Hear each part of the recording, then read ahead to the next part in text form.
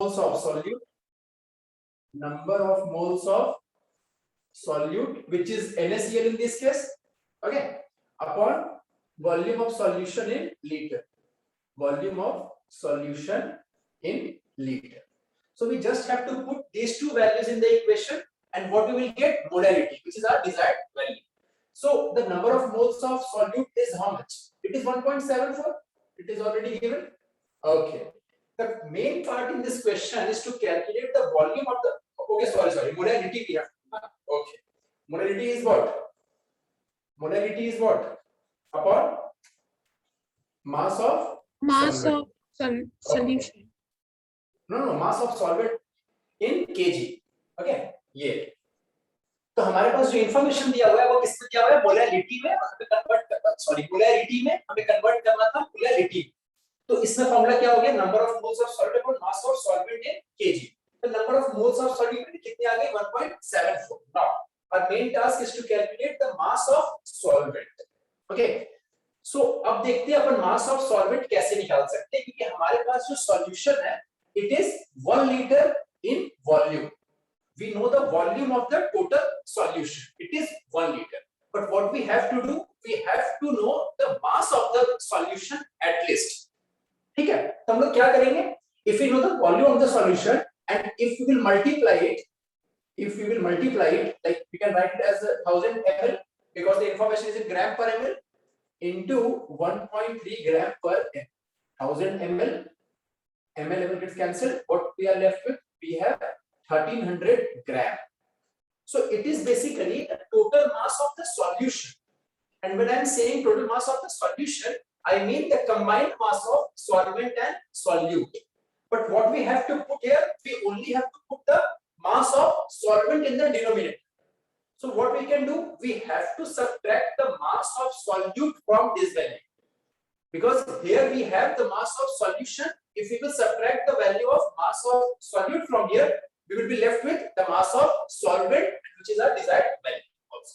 Okay, so हम लोग यहाँ पे क्या करेंगे? अपन लोग यहाँ पे इसमें से minus solute.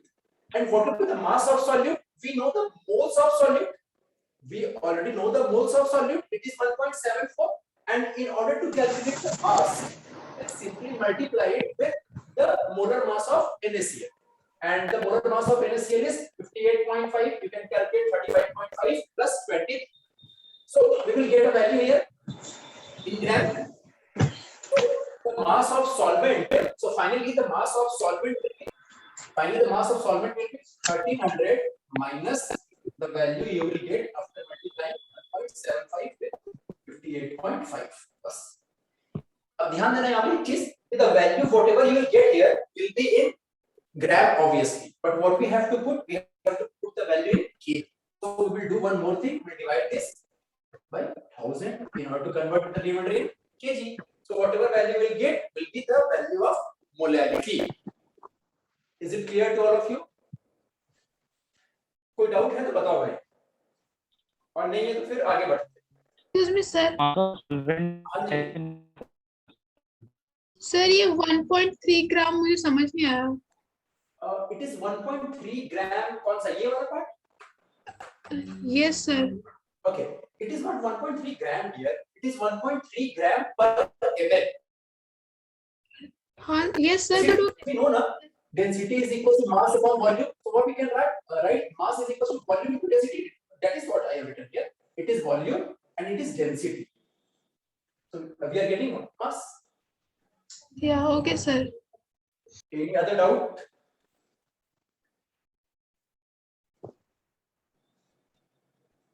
Okay, so I am about to give you few questions, okay, in the today's class, and we will just be focusing on the questions today. And I think we have completed our theoretical part of mole concept, in which we have discussed a lot about atoms and molecules, their masses and all that, average atomic mass, and all that we have discussed. And after that, we have discussed mole concept in detail. It is enough for both mains, advanced, and NEET. So you need not to worry. Okay. Okay. So we will do some questions for your practice. Okay, okay.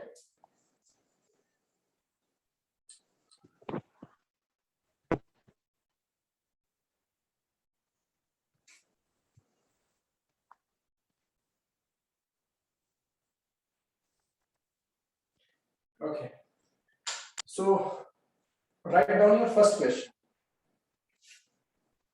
Write down your first question. Find the empirical formula. Find the empirical formula. Find the empirical formula. Find the empirical formula. Find the empirical formula of chromium oxide. Find the empirical formula of chromium oxide. Of chromium oxide containing 68.4%. 68.4% of chromium. Of chromium. Full stop. Chromium का मास अपन कितना लेते हैं 52 और oxygen का तो अपने को पता है ये 60। आपको क्या इंफॉर्मेशन दिया गया है? आपको कहा गया आपको कैलकुलेट करना है क्रोमियम ऑक्साइड का एम्पिरिकल फॉर्मूला। अब एम्पिरिकल फॉर्मूला क्या होता है वो अपन यहां ही देख, जो आपके सबसे सिंपलेस्ट होल नंबर रेशियो में आपका आएगा। आपको कैलकुलेट करना है एम्पिरिकल फॉर्मूला आपको क्रोमियम ऑक्साइड का, and your information is that chromium is present in 68.4% by mass, मतलब उसका वेट 68.4% का दिया। सॉलिड है ना तो उसकी वॉल्यूम का तो ऐसे भी सेंस की बनता है उतना, आपको मास ही दिया है। बताइए क्या है क्रोमियम 52। मॉलिक्यूलर फॉर्मूला निकालेंगे। हाँ जी, क्या बोल रहे हो?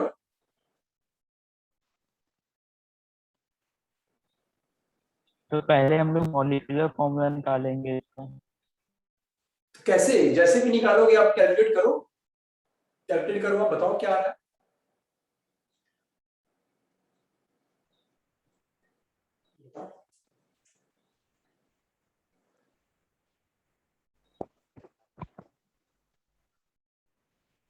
देखो मैं इसको सॉल्व करता हूँ, आप लोग देखना, फिर अकॉर्डिंगली और भी क्वेश्चंस है उसको फिर सॉल्व करना, ठीक है? देख लो मैं कर देता हूँ। आपसे क्या पूछा गया? आपसे बेसिकली पूछा गया empirical formula of chromium oxide. Chromium oxide कैसा होगा? कुछ ऐसा होगा CrO, और यहाँ पे कुछ भी हो सकता है, लाइक x और y में मान लेता हूँ। x and y can be any values like 2 3 3 2 3 4 1 2, कुछ भी हो सकता है। Okay okay, and what we are given in this chromium oxide, we have chromium and oxygen both, so we have chromium which weighs 68.4 gram. Okay, so this is the value of this chromium, 68.4% I should say, right? 68.4% is the information. Okay, by weight. So what we can say? We can say the remaining part will be of what? Oxygen, because there is no impurity or any other atoms. So whatever left mass will be of oxygen only. So it will be 31.6% oxygen. Okay. Now we will assume कि ठीक है, we can assume the total mass of that unknown chromium oxide to be 100 or to be x. It depends on you. Okay. So what we can say, assuming the total mass to be 100, assuming the total mass to be 100, अब x भी मान लो, कोई problem नहीं है, ठीक है? क्या होगा? क्रोमियम की वैल्यू कितनी हो जाएगी? क्रोमियम का कितना वेट है उसमें? 68.4 ग्राम हो जाएगा, है ना? 68.4 अपॉन 100 into 100 करोगे तो 68.4 ही आएगा आपके पास। ओके, अपने को क्या चाहिए?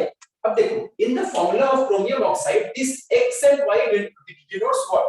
It basically shows you the number of moles of Cr and O present in one molecule of chromium oxide. Number of atoms. Okay, board not clear. Okay. आज तो मैंने थोड़ा एडजस्टमेंट अच्छा करा था, अभी तो विजिबल हो गया ये। Yes, sir. Clearly. Yes, sir, clearly. तो भाई बोर्ड नॉट विजिबल इसने लिखा है बार-बार यार, क्या प्रॉब्लम? ओके, सो क्रोमियम का मास कितना हो गया 68.4, but here x and y are what? These values are the number of atoms of chromium and oxygen respectively in one molecule of chromium oxide. So how can we calculate the number of moles of chromium? We know the mass of chromium. We know the mass of chromium. Okay. So number of moles of chromium will be 68.4 upon the molar mass, and it is what? 52. Okay. Similarly, we can calculate number of moles of oxygen atom. What we can write? We know the mass of oxygen atom to be 31.6 gram because total is 100 upon 16. So what are these two values? What are these two values? Tell me. What are the values you are getting here? These values will be 1.32 and 1.98. 1.32 and 1.98. I have this in my copy calculated. Okay. So what we can write now? We can simply write the formula of chromium oxide as Cr 1.32 and O 1.98. It is the formula of the compound. Now the question is कि sir इसी form में इसको रखा जाए? अब देखो simplify कर सकते हो क्या? आप ध्यान दोगे ये बहुत अच्छी तरह से सिंपलीफाई हो रहा है और वैल्यू आ रहा है 2:3. 0.66 के दोनों टेबल में आ रहे हैं, मल्टीपल है. आपका आंसर क्या होगा फाइनल? Cr2O. सर हाँ जी. फिर लास्ट वाला पार्ट ना उसका कैसे निकाले सर नंबर, उसको एक बार रिपीट कीजिए ना. और लास्ट वाले पार्ट में कौन सा ब्रो बताओ? ये वाला? नहीं sir number of molecules of chromium and number of molecules of oxygen वाला. ओके, मतलब हम लोगों ने ये कैसे करा है? ये यस सर. अपन ये बोल रहे हैं ये क्रोमियम और जो ऑक्सीजन है इनके जो नंबर ऑफ मोल्स होंगे, आप ये बात कह सकते हो. देखो समझिए, अगर आपके पास कोई एक मतलब कंपाउंड है, क्या है? क्रोमियम ऑक्साइड, तो आप उसको दो तरह से समझ सकते हो. आप उसमें ये कह सकते हो कि अगर मान लो कि अपन क्रोमियम ऑक्साइड का 1 मोल लेते हैं, समझना, अगर क्रोमियम ऑक्साइड का 1 मोल लेते हैं तो उसमें क्रोमियम 2 मोल्स होगा और ऑक्सीजन 3 मोल्स होगा. ये कह सकते हो आप. Yes sir. If we will take 1 mole of chromium oxide with this formula, we will get 2 moles of chromium atom and we will get 3 moles of oxygen atom. In the same way, what you can Yes, say, sir. you can say in 1 molecule of chromium oxide, we can get 2 atoms of chromium and 3 atoms of oxygen. अगर atoms use कर रहे हो तो इसे क्या बोलेंगे अपन? Molecule. अगर आप इसको भी मोल्स में देख रहे हो तो वो दोनों वैल्यूज भी मोल्स में है. ठीक है. अब यहाँ पर हम लोगों ने क्या कर दिया? मोल्स में कर दिया. आप अगर नंबर ऑफ एटम्स भी करोगे कोई प्रॉब्लम नहीं. ऐसा देखो, अगर आप यहाँ एटम करोगे ना तो इसे 100 U कर देना, बस 100 U. ये भी आ जाएगा U. फिर यहाँ मोल नहीं आएगा, फिर यहाँ number of atoms of chromium आएगा. ध्यान देना. ठीक है. फिर यहाँ भी एटम्स आएगा, कोई बात नहीं. एटम से ये आ गया आपका मॉलिक्यूल का फॉर्मूला. एक ही बात है. ठीक है.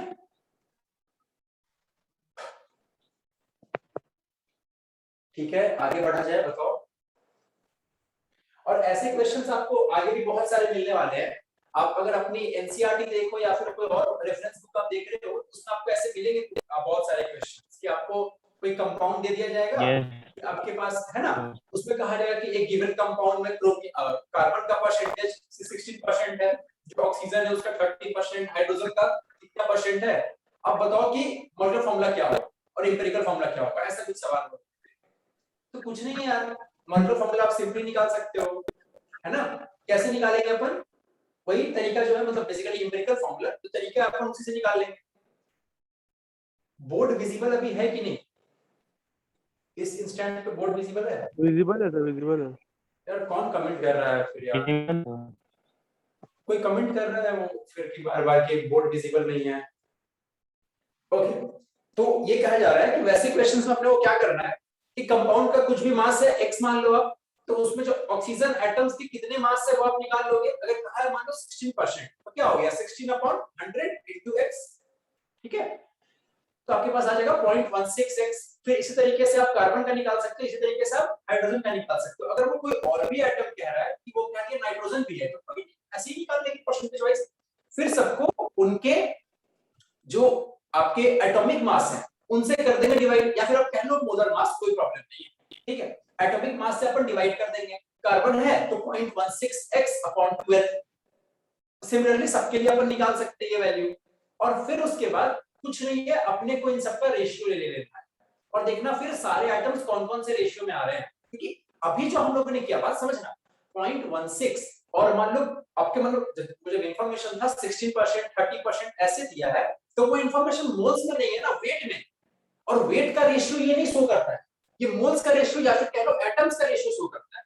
तो आपको उस परसेंटेज से पहले मोल्स तक पहुंचना है, तो उसके लिए हम लोगों ने क्या किया, मान लो कहा 16%, तो आप उसको 16 मान लिए, अगर उसको 100 मान लेते हो, ठीक है, x को मैं हटा दें, आप 100 ग्राम मान लोगे ओवरऑल का, तो 16 हो गया उसमें से ऑक्सीजन, तो उसको डिवाइड करोगे फिर ऑक्सीजन के एटॉमिक नंबर से, और अब जो आपके पास आएगा उसका मोल्स आएगा, मतलब ऑक्सीजन का, कि कितने ऑक्सीजन एटम्स के मोल प्रेजेंट है वहां पे, ठीक है। और अब की बार जो मोल्स की वैल्यू सबकी आ रही है, कोई भी वैल्यू है, फ्रैक्शन में, डेसिमल में, नहीं, टेंशन नहीं लेना है, उन सबको आप रेशियो ले लो, ठीक है। और देखो सबसे सिंपलेस्ट रेशियो आपको क्या मिलता है, वो डेटा ऐसा सेट होता है कि आपको यहाँ पे एक अच्छा सा रेशियो मिल जाएगा, है ना, कि 3:1:5 कुछ मिल जाएगा ऐसा, बस उसी फॉर्म में प्रेजेंट है। बहुत सारे क्वेश्चन है, ये उसका ही एक आप कह सकते हो सिंपलर फॉर्म है। Yes. चलिए और क्वेश्चन करते हैं। कुछ क्वेश्चन मैं यहाँ लिख रहा हूँ, आप लोग ट्राई करते रहिएगा, फिर हम लोग भी 1 by 1 सॉल्व करेंगे। फिर हम लोगों ने काफी कर लिया, थोड़ा क्वेश्चन करना चाहिए था आज हम लोगों को, वही कर रहे हैं। अच्छा, एक क्वेश्चन लिखिए पहले, मैं यहाँ लिख देता हूँ। हाउ मेनी मोल्स ऑफ, लिखिए, how many moles of, how many moles of magnesium phosphate, how many moles of magnesium phosphate, how many moles of magnesium phosphate will contain, how many moles of magnesium phosphate will contain, how many moles of magnesium phosphate will contain 0.25 mole of oxygen atom. How many moles of Mg3PO4 whole 2 will contain 0.25 mole of oxygen atom? ये बताना है आपको, ठीक है। और questions मैं दे रहा हूं।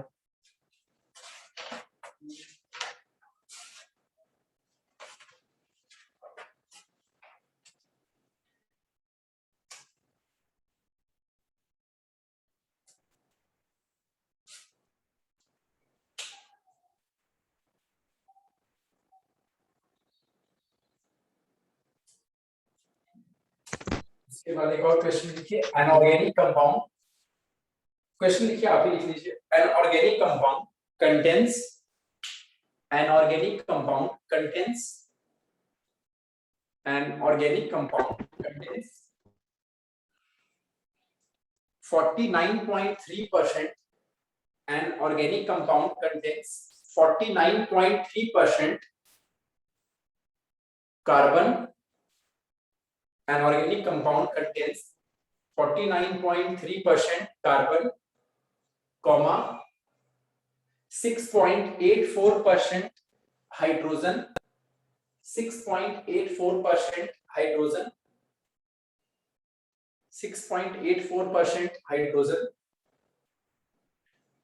and its vapor density, and its vapor density, and its vapor density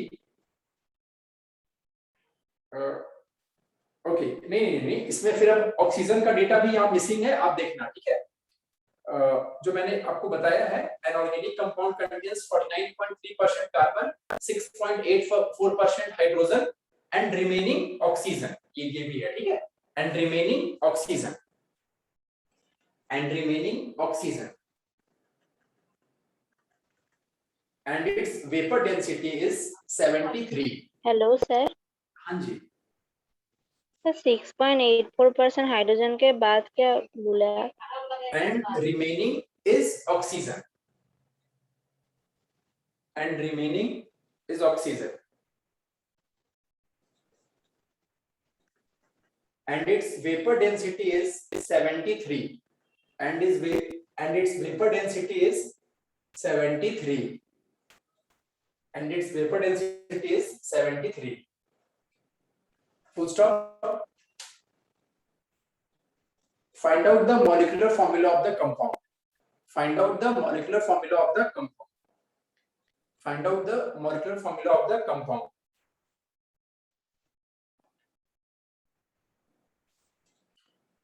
Find out the molecular formula of the compound. Okay उसके बाद एक और क्वेश्चन है, थर्ड कर लो, ये तो सेकंड हो गया, third question. In an organic compound,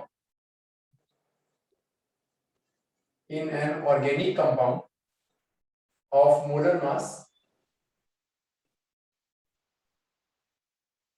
in an organic compound of molar mass 108 gram per mole, in an organic compound of molar mass 108 gram per mole, if C, H and N atoms are present in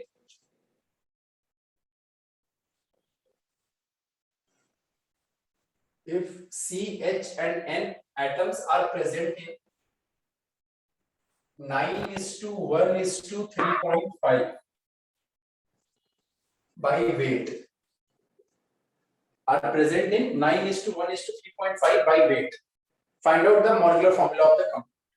Find out the molecular formula of the compound.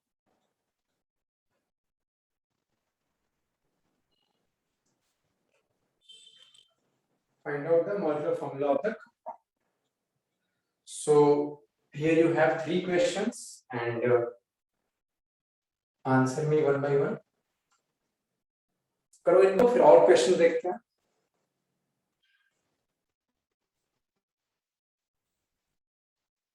किसी का answer आया first वाले का? किसी का first वाले का answer आया? How many moles of magnesium phosphate? Anybody has got any answer?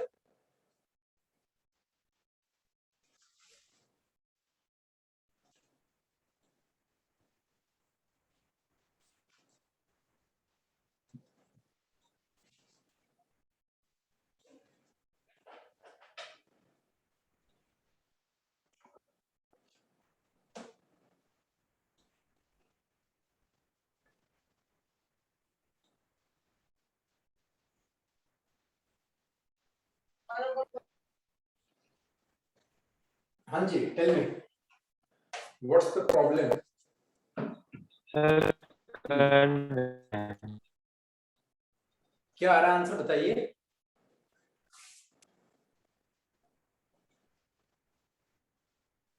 हाँ जी, व्हाट इज द प्रॉब्लम? क्या प्रॉब्लम है? क्या आंसर कुछ आ रहा है या फिर कोई डाउट है? बताइए.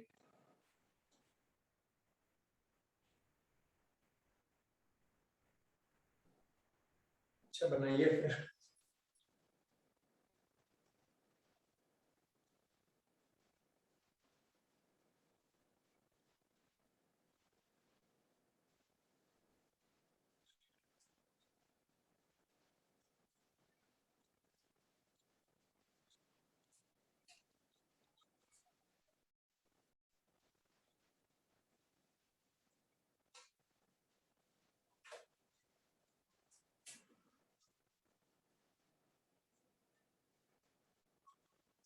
अच्छा फर्स्ट वाले क्वेश्चन को सॉल्व कर लेते हैं, फिर सेकंड वाले में आपको टाइप का और मतलब दे दूंगा. फर्स्ट वाले में बताओ क्या आ रहा है? सब लोग बताओ. 3.125 into 10 power minus 2. Okay okay, और किसी का कोई आंसर आ रहा है? Anyone getting any other answer? चलो ठीक है, फिर देखते हैं.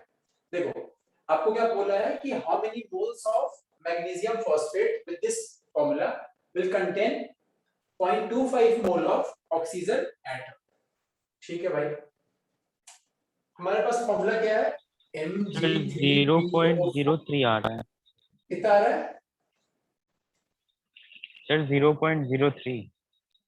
हाँ ठीक है, उसी को ये लोग उस तरह के फॉर्म में बोल रहे हैं सर, ठीक ही आ रहा है। उसके बाद आगे और भी कुछ आ रहा होगा, 125 ऐसा करके कुछ आ रहा होगा। देखो ये आपके पास एक मॉलिक्यूल है, आपसे बेसिकली ये पूछना चाह रहा है। अब देखो अगर आपसे इंफॉर्मेशन मोल्स में पूछा है तो कोई प्रॉब्लम नहीं है, अपन इसको एक कंपाउंड मानेंगे सिंपली, है ना। अपन इसको मॉलिक्यूल कब कह रहे होते हैं, जब वो पूरा इंफॉर्मेशन से एटम्स में पूछ रहा होता है। वो हमसे मोल्स में पूछ रहा है तो अपन को इसको भी मोल्स में लेना होगा, इसको अपन क्या बोल देंगे, एक कंपाउंड बोल देंगे, है ना। ओके, तो इस कंपाउंड में अपन क्या देख पा रहे हैं कि अगर इसका 1 मोल लेते हैं तो बाय डिफॉल्ट इसके 1 मोल में Mg एटम के 3 मोल्स प्रेजेंट होंगे, देख लो आप, ठीक है। फास्फोरस एटम के कितने प्रेजेंट होंगे, 2।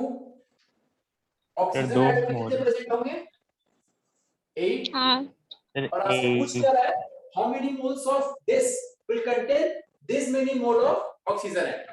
ओके, मेरे को ये पता है कि Mg3PO4 होल 2 का 1 mole will contain 8 mole of oxygen. इसका 1 मोल 8 मोल ऑक्सीजन को कंटेन करेगा। तो अपन ये कह सकते हैं कि ये कितना हो गया, इसका 1 मोल कंटेन करने के लिए ऑक्सीजन को इसका 1/8 चाहिए होगा, ठीक है। अपने को इसको चाहिए कितना, 0.25।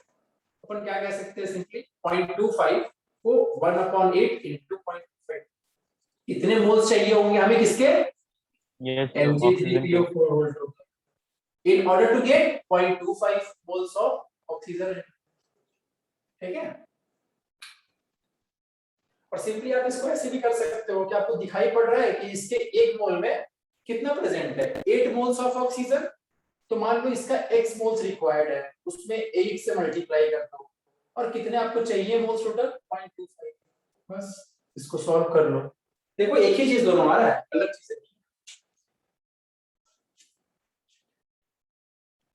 ठीक है, सेकंड वाला क्वेश्चन सॉल्व करो, बताओ क्या है।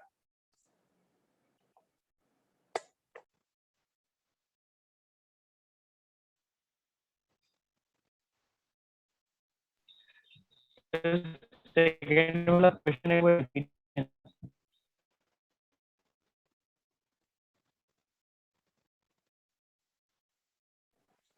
क्या बोल रहे हो भाई, फिर से बताओ एक बार।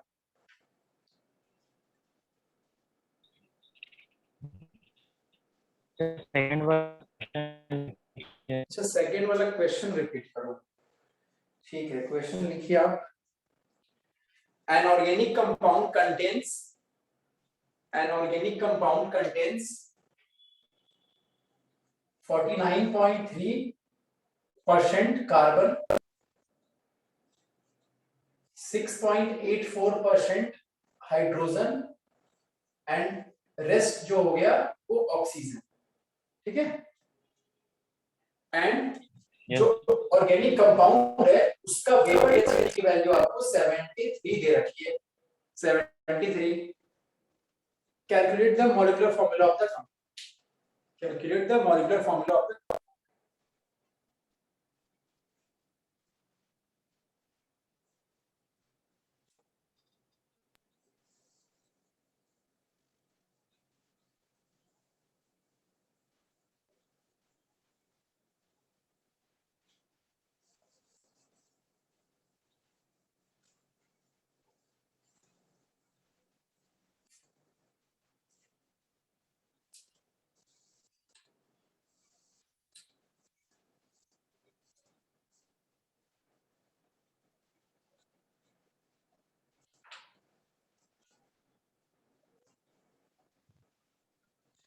ये सारे जो परसेंटेजेस आपको दिए हुए हैं ऑब्वियसली ये सारे आपके परसेंटेजेस बाई वेट ही है ना।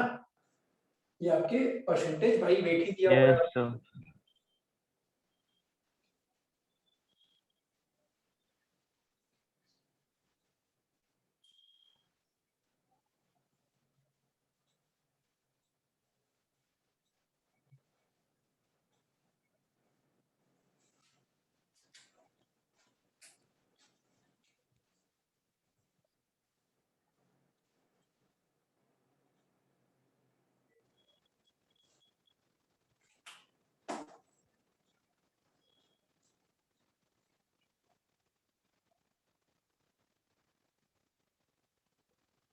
ठीक है, चलो सेकंड वाले को सॉल्व करते हैं।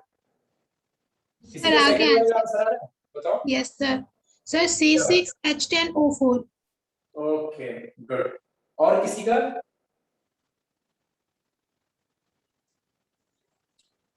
और किसी ने सॉल्व नहीं किया?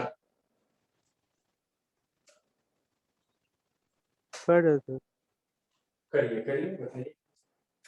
एंड ये बताओ कि आप लोग मॉड्यूल सॉल्व कर रहे हो या नहीं? आप लोग मॉड्यूल सॉल्व कर रहे हो कि नहीं? आप लोगों को डाउट्स नहीं हो रहे हैं क्या?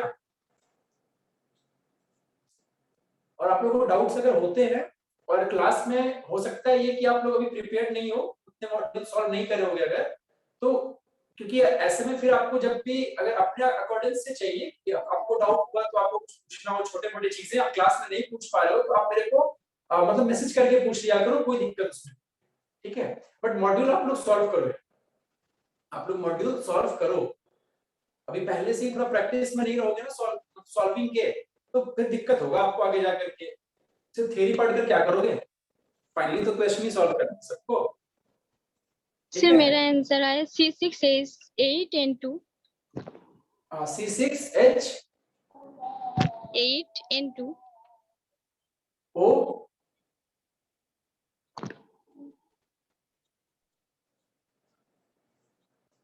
ठीक है। और सर किसी mine was C6H10O4 okay okay ठीक है, सही है। ओके चलो फिर सॉल्व करते हैं। और टाइम चाहिए क्या किसी को?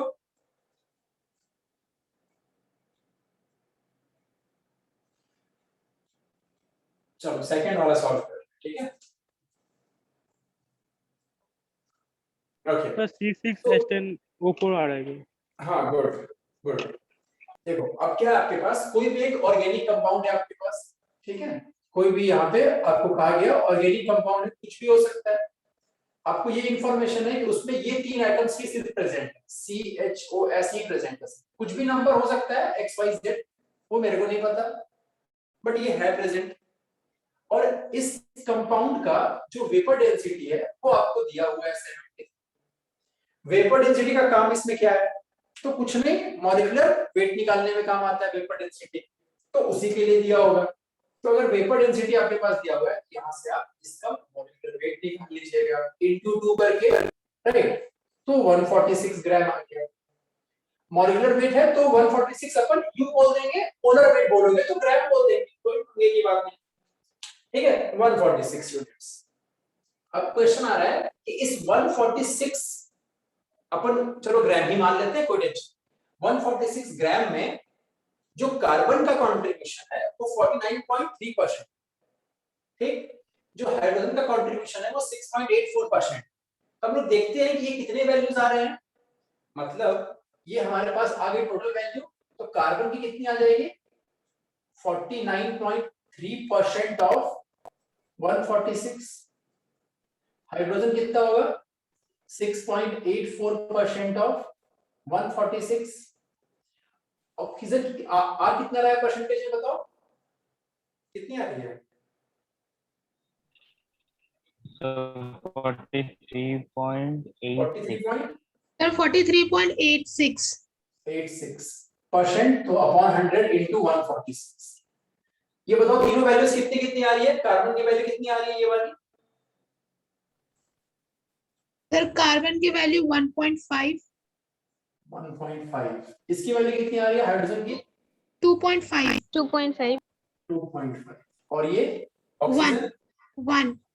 1। ओके तो ये आ रही है आपके पास। अब अपने को क्या करना है, तीनों का देखो कुछ फ्रैक्शन यहाँ बन गया, अगर आप इसको और सिंपलीफाई करोगे तो भी बन जाएगा। तो एक बार देख लेते हैं क्या आया है। तो अपन ये बोल सकते हैं C1.5 H2.5 O1 is our answer. इसको और थोड़ा सिंपलीफाई कर दे तो 0.5 के टेबल में है सारा, तो Yes, कितना sir. आएगा ये? सर 3, 5 and 2 आ रहा है। 3, 5 and 5 और 2। 2। Okay 3, 5 and 2 good. तो ये आपका आ गया। इस क्वेश्चन का क्या आ गया आपके पास? आप कह सकते हो एक तरह से ये आपके पास आ गया एम्पिरिकल फॉर्मूला, एम्पिरिकल फॉर्मूला। ये आ गया। अब बताओ कि क्या इन तीनों का मास ऐड करके, मतलब इस पूरे का मास ऐड करके 146 आ रहा है क्या? इस पूरे का मास ऐड करके वैल्यू कितनी आ रही है बताओ, कितना आ रहा है देख लो। 12 into 3 sir plus 5 73 into 1 plus 32 कितनी आ रही है? सर 73 73 आ रही है ये वैल्यू। बट अपने का जो कंपाउंड का मॉलिक्यूलर वेट है वो कितना है? 146। तो अपने को समझ आ रहा है कि ये जो एम्पिरिकल फार्मूला है इसमें 2 का एक कॉमन फैक्टर हम लोगों ने कैंसिल किया है, तब जाकर के ये वैल्यू आ रही होगी कि हमें यहां से इंफॉर्मेशन मिल रहा है मॉलिक्यूलर वेट से। तो जो प्रॉपर आंसर है आपको पता चल गया कि ये होता है ना, molecular formula is equals to empirical formula power n, मतलब यहां पे बेस में n तो हम लोग कैंसिल करते हैं। एम्पिरिकल फार्मूला क्या आ गया आया था आपके पास? C3H5O2 और ये 2 कहां से हम लोगों को मिला n की वैल्यू? इससे पता चला हम लोगों को। फाइनल आंसर क्या हो जाएगा? C6H10O। यहां तक क्लियर? ये था आपका सेकंड क्वेश्चन। अब करो थर्ड क्वेश्चन। सेकंड वाले में किसी को डाउट है क्या? No sir. नहीं, ओके। देख लो कितना सिंपल है क्वेश्चन, समझो क्या कर रहे हैं सब। थर्ड वाले को भी ऐसे ही सॉल्व करना है। आप अगर कुछ और सोचो तो प्रॉब्लम होगा। कुछ नहीं भाई, किसी तरीके से मास का कुछ इंफॉर्मेशन हमें मिल रहा है, उसके बाद परसेंटेजेस हमें मिले हुए हैं, उससे उनका वैल्यू निकाल ले रहे हैं हम लोग कि हमारे पास कितना आ रहा है, ठीक है। और फिर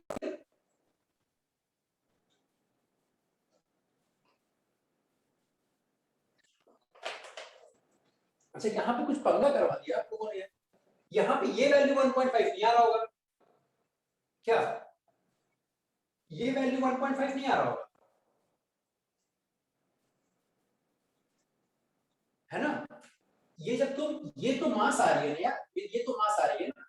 आप जब मोल्स में कन्वर्ट करोगे अपॉन 12 करके इसके मोलर मास से डिवाइड, तब ये सर सर मैंने इसमें भी 12 1 से करके करोगे तब क्या? आप लोग बोल नहीं रहे थे यार।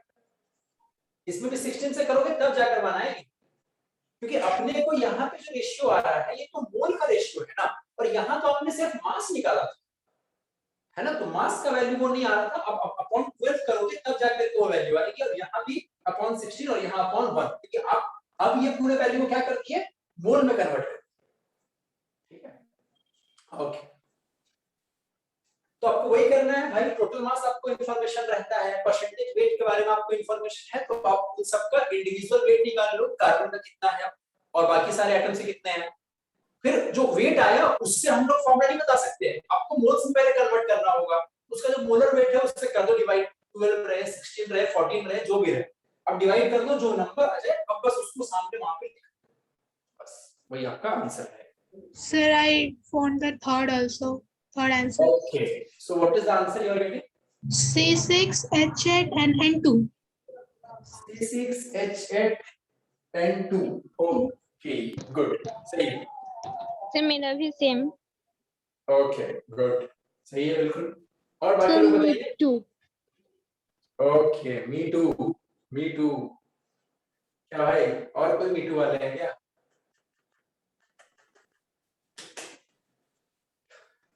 क्या बात है, बॉयज लोग कुछ आंसर नहीं कर रहे भाई क्लास में?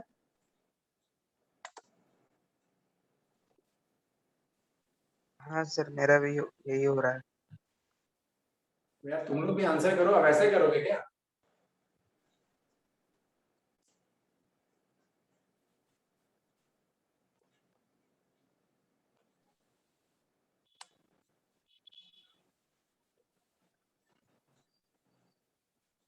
ओके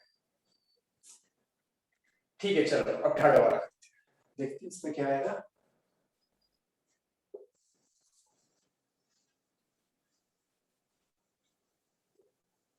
कुछ नहीं, आप लोगों को क्वेश्चन सॉल्व करके आंसर निकालने पे ज्यादा फोकस नहीं करना, आपको बेसिकली यही देखना है। अगर आपसे सॉल्व अभी नहीं भी हो रहा है, even if you are unable to solve the question in first attempt, so you have to observe कि what I am doing, ठीक है, क्या प्रोसेस में फॉलो कर रहा हूं, और सारे क्वेश्चन में मोर और लेस वही करना होता है। आप देखना सेकंड वाले और थर्ड वाले में कोई फर्क नहीं आएगा, सेम ही टाइप से सॉल्व होगा, ठीक है?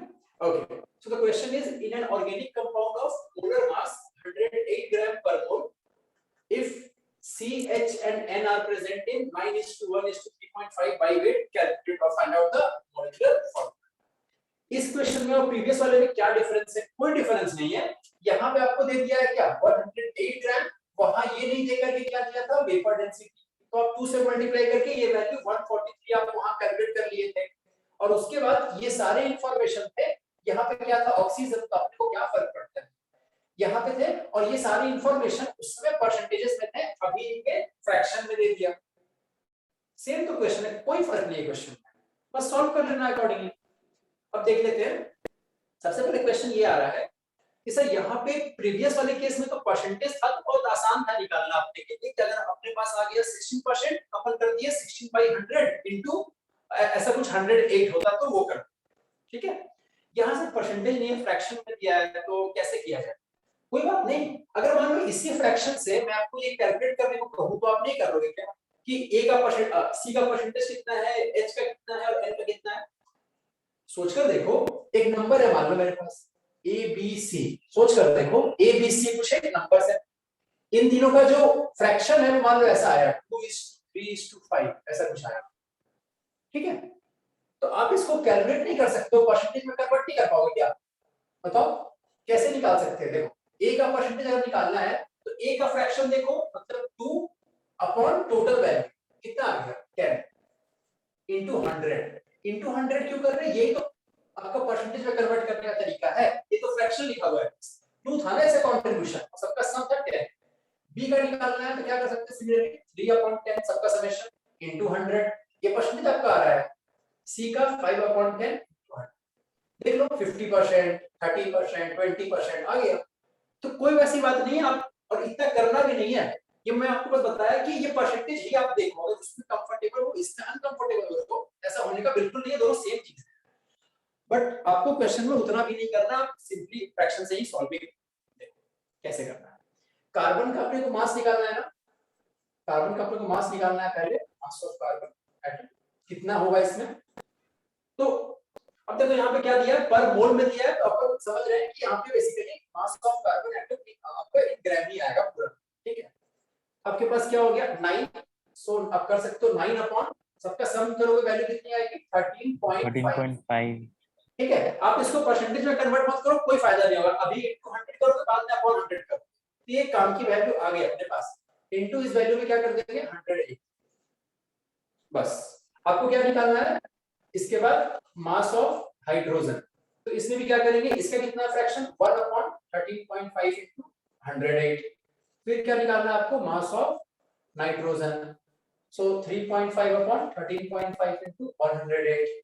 अब ये बात है, ये सारी वैल्यूज आपके पास आ रही होगी, ये सारी मास आ रही होगी, अपने को क्या जो वैल्यू आ रही होगी उससे फॉर्मूला बता पाएंगे, बिल्कुल नहीं बता पाएंगे, अपने को इसको मोल्स में कन्वर्ट करना होगा। तो क्या करेंगे, ये तो मास आ गया, ये तो मास आ गया, अब इसी को मोल्स में कन्वर्ट करना है, यहां तक पहले लिख लो कॉपी में भाई, स्क्रीनशॉट लेना है ले लो, ओके। अब इसी को अपन क्या कर देंगे, इसको मोल्स में सबको कन्वर्ट, मोल सबको, ठीक है। मोल कितना, तो मोल कितना आ जाएगा अपॉन 12 अपॉन 1 अपॉन 14, ठीक है। अब ये वैल्यू कितनी कितनी आ रही है भाई बता दो मेरे को जल्दी से। सर फर्स्ट का 6 8 2, हाँ 682, ओके, बस इसी वैल्यू में पुट कर देना 6H8O2, सॉरी N2, ये हो गया फॉर्मूला, ठीक है। तो इस टाइप के क्वेश्चन हम लोगों ने कर लिए, काफी कर लिए, ऐसे हम लोगों ने नहीं करे थे अभी तक, तो ये कुछ थ्योरी पढ़ाने का इसमें क्या है, क्वेश्चन से ही हम लोगों ने देख लिया कि कैसे करने हैं। ओके चलिए एक और क्वेश्चन लिखिए, write down one more question, लिखिए 0.465 ग्राम 0.465 ग्राम of an organic will you compound. please repeat it? Pardon? Yes, I am repeating. I have just started. 0.465 gram of an organic compound upon combustion produced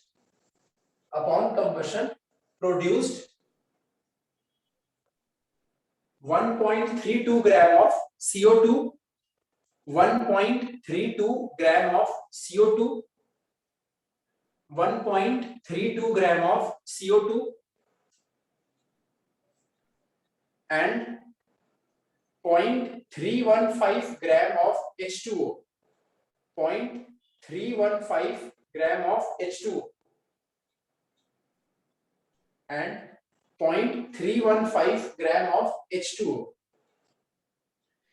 मैं फिर से repeat कर दे रहा हूं, इसमें काफी data था, मैं फिर से रिपीट कर रहा हूं. 0.465 gram of an organic compound upon combustion produced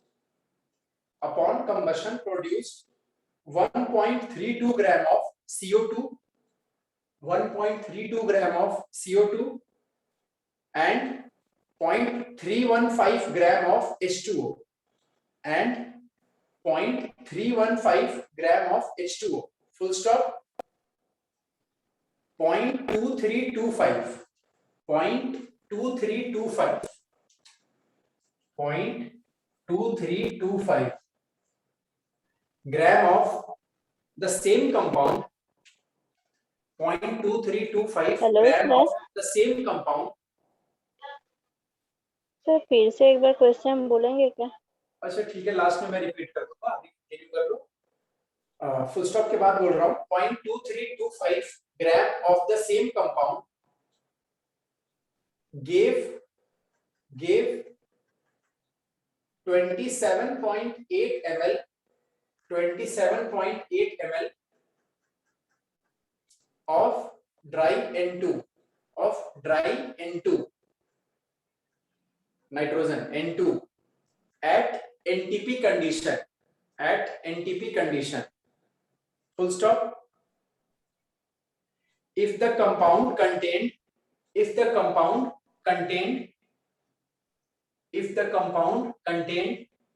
CH and N only. If the compound contained CH and N only. Find its formula.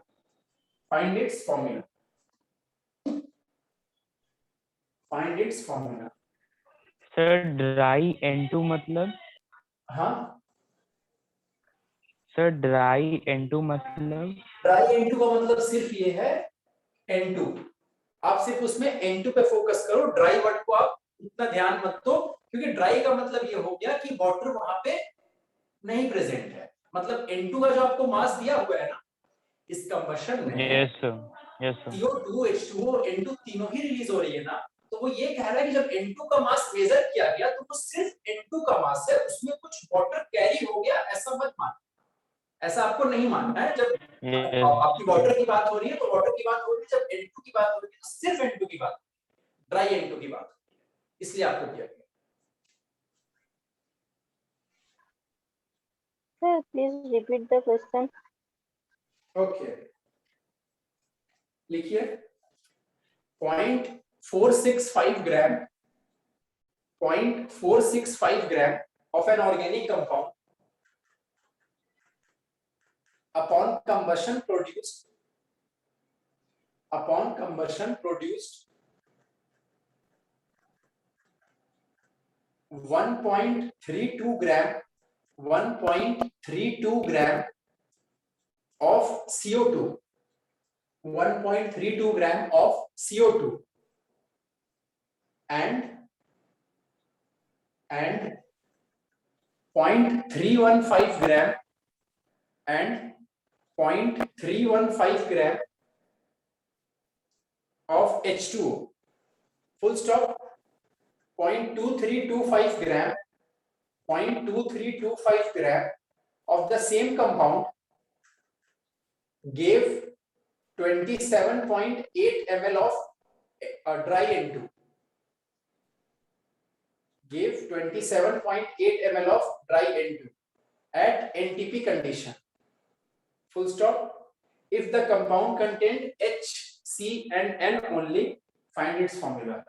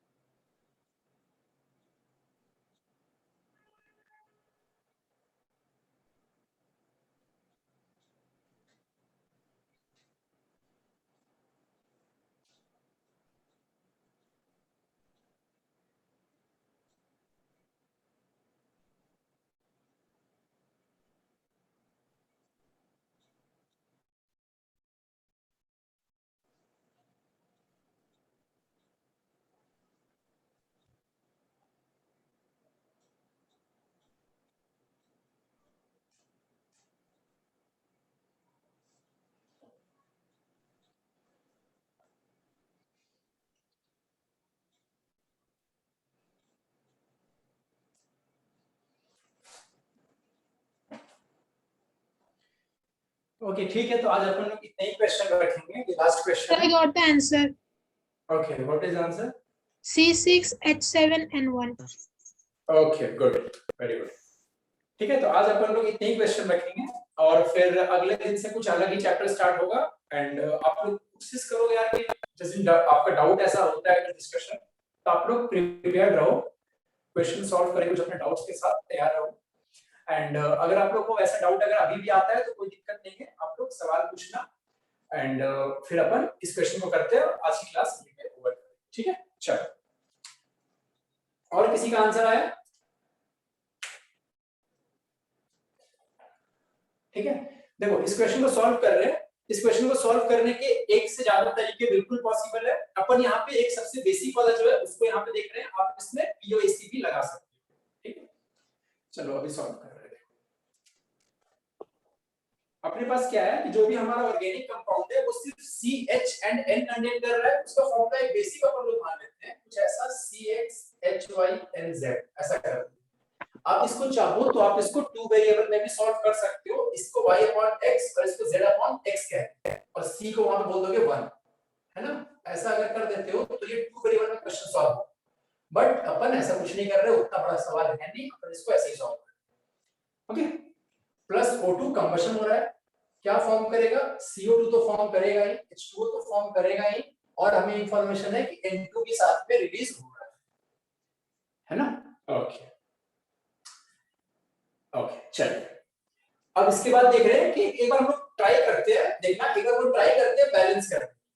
आप बोलोगे सर कैसे बैलेंस करेंगे, हमें तो पता नहीं x y z की वैल्यू, तो अपन वेरिएबल में ही एक बार ट्राई करते हैं बैलेंस करने का। सम जो N2 है वो और कहीं तो प्रेजेंट है नहीं, सिर्फ इस कंपाउंड में है और फिर इस कंपाउंड। ठीक है, तो जो हम लोग पीओएसी अप्लाई कर रहे होते हैं वो पीओएसी को यहाँ पे इस तरीके से अप्लाई कर ले रहे हैं बैलेंसिंग। तो n कितना है, z यहाँ पे कितना 2, अगर मान लो इसे ऐसा लिख देते हैं तो ये बैलेंस ही हो गया z/2। ये बताओ क्या आपको अगर कर देता हूं z/2, ये भी कितना हो गया, z हो गया। अब बैलेंस करना है कार्बन और x, यहां भी कर दिया x, ये H2 है, यहां पे y चाहिए, इसे कर दूंगा y/2। अब देख लो कार्बन भी आपका बैलेंस है, हाइड्रोजन भी आपका बैलेंस है, नाइट्रोजन भी आपका बैलेंस है। हाँ, जो ऑक्सीजन है वो कुछ एक्स्ट्रा हो गया, तो कोई नहीं, यहां बैलेंस कर देंगे उसको। कितना हो गया ऑक्सीजन इस side, 2x plus y/2। Oxygen के एटम्स का नंबर कितना देख लो, 2x प्लस y/2। तो यहां पे वही कर देंगे अपन, 2x प्लस y/2 अपॉन 2, क्यों, O2 है ना ये। ठीक है, ओके, तो आपके पास एक मतलब कह सकते हो कि बैलेंस हो गया, और तो हमें O2 का काम इसमें नहीं पड़ने। ठीक है, ये कर सकते हैं बेसिक। अब देखते हैं इंफॉर्मेशन क्या दिया हुआ। इंफॉर्मेशन ये दिया हुआ है कि आपका जो CO2 फॉर्म हुआ है वो CO2 कितना अमाउंट फॉर्म हुआ है, 1.32 ग्राम फॉर्म। अपने को ग्राम से क्या करना, अपने को तो मोल से मतलब है, तो अपन इसको 44 से कर देंगे डिवाइड। वैल्यू कितनी आ रही है बताओ, 0.03। 0.03 है सर। ओके, H2O में सेम काम करेंगे, आपको इंफॉर्मेशन कितना है, 0.315 दिया हुआ है सर, और इसका मास 80। वैल्यू कितनी आ रही है बताओ सर, वैल्यू 0.035 0.035 नहीं आ रही है, 175 है। ठीक है, ठीक है। किसकी वैल्यू आ रही है, ये H2O की मोल्स की वैल्यू आ रही है, ये CO2 की मोल्स की वैल्यू आ रही है। ओके, और N2 की मोल्स की वैल्यू कितनी आएगी बताओ। N2 की आपको जो इंफॉर्मेशन दिया हुआ है वो ध्यान देना, इंफॉर्मेशन आपको कितना दिया है, 27.8 ml, 27.8 ml, 22,400 ये करेंगे। ठीक है, और आपके पास जो वैल्यू आएगी बंद करके, वैल्यू कितनी आ रही है बताओ, वो वैल्यू आपके पास आएगी 0.00125 मोल्स, 0.00125 मोल्स। अब देखो ये वैल्यूज क्या आई है, ये वैल्यूज को कैलकुलेट करने के लिए जो इंफॉर्मेशन क्वेश्चन में था हम लोगों ने उसका यूज किया। तो यहाँ पे ये क्या आया है, मोल्स ऑफ CO2, और हमें पता है मोल्स ऑफ CO2 की वैल्यू क्या है, x, तो ये बेसिकली x की वैल्यू। ठीक है, H2O की इतनी मोल्स आई है और H2O की मोल्स फॉर्म कितनी हुई थी, y/2 अकॉर्डिंग टू अस, तो ये वैल्यू y/2। इससे हमारे पास तुरंत क्या आ जाएगा, y आ जाएगा। तो मैडम आप जो वैल्यू बता रहे थे वो y की वैल्यू थी, ना कि y/2 की वैल्यू। ठीक है। सिमिलरली इससे अगर करते हैं तो यहाँ पे पहले एक चीज ध्यान देना कि आपको जो N2 का इंफॉर्मेशन दिया हुआ था सेकेंड लाइन में, पर क्वेश्चन को देखो, उसमें वो जो स्टार्टिंग में था, मतलब CO2 और हाइड्रोजन की जो उसने बात की थी वाटर की, वो उसने बात करी थी जब 0.465 ग्राम आप ले, और N2 के केस में उसने उसका हाफ कर दिया 0.2325। तो ऑब्वियस सा बात है ना, आप जो ये रिएक्शन लिखो तो कोई एक ही कन्वर्जन पे लिखे होगे। अगर इसको आप सबको मानकर चल रहे हो पहले वाले इंफॉर्मेशन पे कि 0.465 पे, तो ये भी जब 0.465 लेगा तो जो इंफॉर्मेशन हाफ में दिया हुआ है वो भी ट्वाइस हो जाएगा। पहले तो वो ट्वाइस होगा, तो इसको अपन यहाँ पे इंटू 2 कर दें, ये वैल्यू कितनी हो गई 0.0025। क्यों हुआ कि आप क्वेश्चन पढ़कर देखो, N2 का इंफॉर्मेशन उसने सेकंड लाइन में दिया है और उसने मास को आधा कर दिया कंपाउंड कर, तो अपन सेम मास के लिए लेंगे तो वो ट्वाइस ही होगा। Yes sir. अब ये वैल्यू आपके पास किस चीज की वैल्यू आई है, ये जो वैल्यू आ गई वो किसकी वैल्यू आई, Z/2 की वैल्यू आई, Z/2 की वैल्यू आई है कि हम लोग यहाँ पे तो मास को 0.465 ग्राम मानकर चल रहे हैं ना, तो उसके अकॉर्डिंग कितना ही सब फॉर्म होगा। अब यहाँ से x मेरे पास क्या आ गया, सेम रह गया 0.03, y मेरे पास क्या आ गया * 2 हो गया मतलब 0.35, z मेरे पास क्या आ गया 0.005, ये आ गया। ठीक है, तो कुछ नहीं, अब सॉल्व कर लो, देखो क्या वैल्यू आ रहा है 0.03, y 0.035 एंड z 0.005। तो वैल्यू कितनी आ गई बताओ। c, आप इसको कैंसिल करो तो ये 1, ये 7 और ये 6, c6 y7 z। ठीक है,